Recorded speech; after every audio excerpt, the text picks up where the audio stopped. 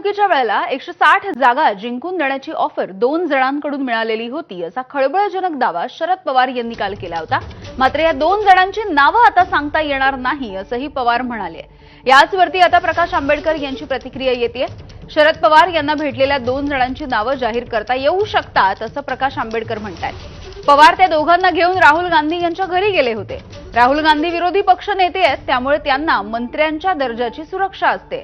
त्यांना भेटायला येणाऱ्या प्रत्येकाची नोंद होते, त्यामुळे पवारांना भेटलेल्या 2 व्यक्तींची नोंद राहुल गांधी यांच्या घरामधल्या सुरक्षा रक्षकाकडे असेल असं सुद्धा प्रकाश आंबेडकर यांनी म्हटलंय।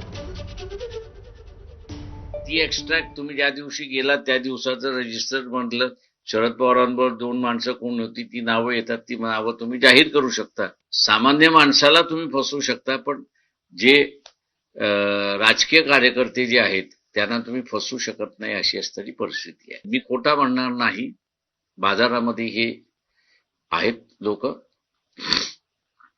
की जे हे ऑफर देतात आहेत। किती खोटं बोलावं याला तरी असणारी एक सीमा आहे असं मी त्या ठिकाणी मानतो। राहुल गांधी हे असणारे विरोधी पक्षाचे नेते आहेत आणि विरोधी पक्षाचे नेते असल्यामुळे त्यांना असं मंत्र्याच्या दर्जाची सिक्युरिटी आहे आणि कोण येतं आणि जातं त्याची असणारी सगळी नोंद त्या ठिकाणी ठेवल्या जाते।